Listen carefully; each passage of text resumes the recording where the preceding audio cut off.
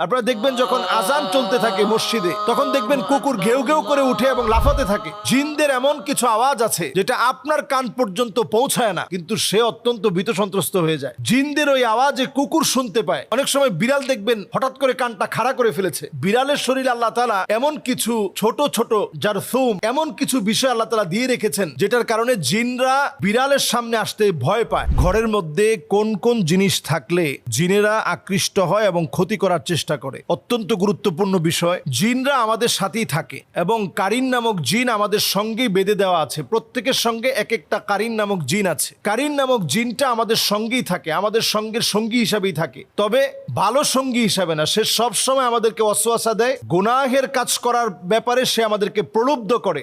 এবার আসুন, ঘরের মধ্যে কোন কোন জায়গায় কোন কোন বিষয়ের কারণে জিন আসে। যেমন ধরুন, আমাদের ঘরের মধ্যে আমরা অনেক সময় জুনজুনি রাখি এবং পর্দাগুলোর ভিতরে এখন স্টাইলিস্ট যে পর্দাগুলো রয়েছে, ওই পর্দাগুলোর ভিতরে আপনি দেখবেন যে জুনজুনি বাজতে থাকে। এগুলো আমরা এখন প্রত্যেকের ঘরে এখন ফ্যাশনেবল এই পর্দাগুলো ব্যবহার করি এবং সেখানে জুনজুনি বাজতে থাকে। নবী সাল্লাল্লাহু আলাইহি সাল্লাম আমাদেরকে সতর্ক করেছেন, লা তাদখুলুল মালাইকা বাইতুন ফিহি জুলজুল। এই যে জুনজুনি অথবা নূপুরের যে আওয়াজ, ছোট ছোট বাচ্চারা নূপুর পরে, পায়ের মধ্যে নূপুরের ঝুনঝুন ঝুনঝুন করে আওয়াজ হয়, এটার কারণে জিনেরা আকৃষ্ট হয়। আপনি চিন্তাও করতে পারবেন না, খুবই সিম্পল সাধারণ বিষয়, কিন্তু জিনেরা এতে করে আকৃষ্ট হয়, রহমতের ফেরেশতারা চলে যায়। এরপরে আপনার ঘরে অনেক সময় আমরা দেখা যায় ছোট ছোট বাচ্চাদেরকে পেশাব করিয়ে একটা কমোডের মধ্যে পেশাবটা জমিয়ে রাখি, অথবা হাই কমোডে পেশাব করে ফ্লাশ করি না। এই কারণে জিন আপনার প্রতি আকৃষ্ট হয়, ক্ষতি করার চেষ্টা করে। বাউলুন মুনকাতা, হাদিসের মধ্যে বলা হয়েছে যে কোথাও যদি পেশাব জমিয়ে রাখা হয় তাহলে ওই জায়গা জিনের কাছে পছন্দের জায়গা হয়।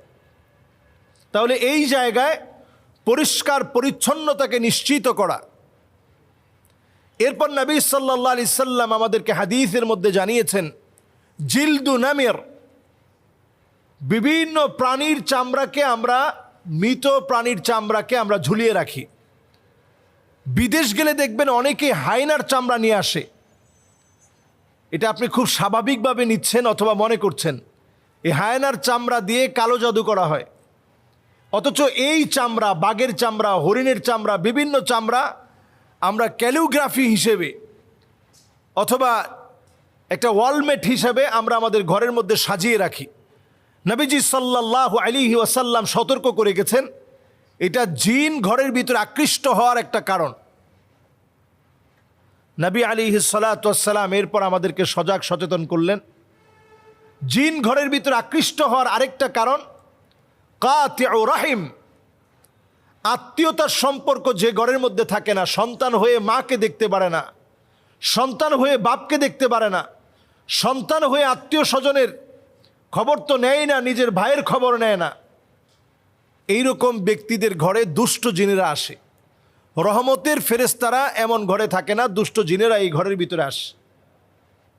এরপর নবী সাল্লাল্লাহু আলাইহি সাল্লামের হাদিস থেকে বোঝা যায় যে ঘরের ভিতরে পুতুল থাকে, তাসাউর, বিভিন্ন রকম মূর্তি থাকে, বিভিন্ন রকমের ছবি থাকে, এই ঘরগুলোর ভিতরে রহমতের ফেরেশতারা আসে না।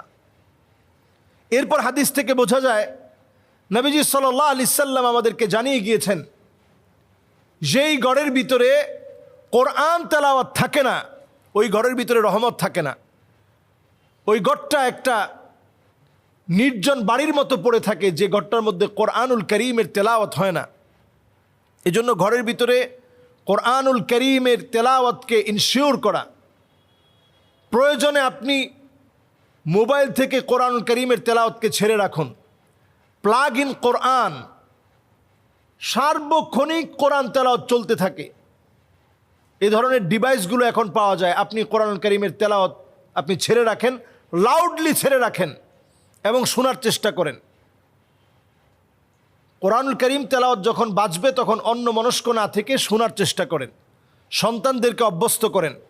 বাসার ভিতরে যখন খুব লাউডলি মিউজিক বাজানো হয়, এটা জিনদের আখড়ায় পরিণত হয়।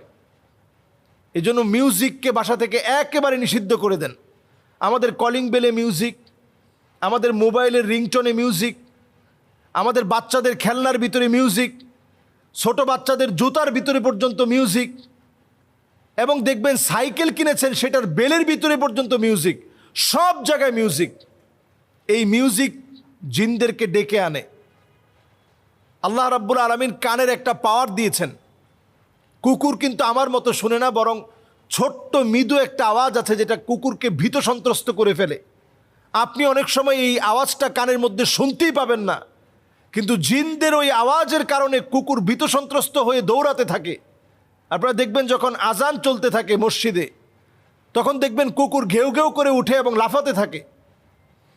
তখন জিনেরা কুকুরের মুখ দিয়ে প্রবেশ করে পিছনের পথ দিয়ে বের হওয়ার কারণে প্রচণ্ড ভীত সন্ত্রস্ত হয়ে কুকুর লাফাতে থাকে। ওই আওয়াজ, ওই সময়ের সিচুয়েশন, জিনদের এমন কিছু আওয়াজ আছে যেটা আপনার কান পর্যন্ত পৌঁছায় না, কিন্তু সে অত্যন্ত ভীত সন্ত্রস্ত হয়ে যায়। জিনদের ওই আওয়াজে কুকুর শুনতে পায়। অনেক সময় বিড়াল দেখবেন হঠাৎ করে কানটা খাড়া করে ফেলেছে। বিড়ালের শরীরে আল্লাহ তাআলা এমন কিছু ছোট ছোট জারথুম, এমন কিছু বিষয় আল্লাহ তাআলা দিয়ে রেখেছেন যেটার কারণে জিনরা বিড়ালের সামনে আসতে ভয় পায়।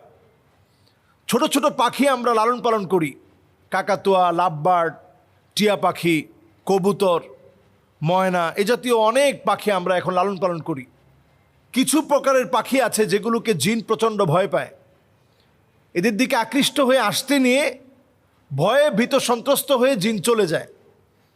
কিছু পাখি ঘরের মধ্যে বরকত নিয়ে আসে। এজন্য পাখিগুলোকে যদি আমরা লালন পালন করতে চাই, তাদের হক ঠিক রেখে, খাবার দাবার ঠিক রেখে লালন পালন করতে হবে। ঘরগুলোকে প্রতিনিয়ত কোরআনুল কারীমের তেলাওয়াত ছেড়ে দিয়ে বরকতে পূর্ণ করতে হবে। কুকুর থাকলে ঘর থেকে বের করে দিতে হবে। যদি ঘরের ভিতরে বড় বড় পুতুল থাকে, এগুলোকে সরিয়ে ফেলতে হবে। আত্মীয়তার সম্পর্ক না থাকলে বৃদ্ধি করা লাগবে। যত রকমের মিউজিক, জুনজুনি সহ যা আছে, এগুলো ঘর থেকে সরাতে হবে। আল্লাহ রাব্বুল আলামিন আমাদেরকে বোঝার তৌফিক দান করুক। আসসালামু আলাইকুম ওয়া রাহমাতুল্লাহি ওয়া বারাকাতুহু।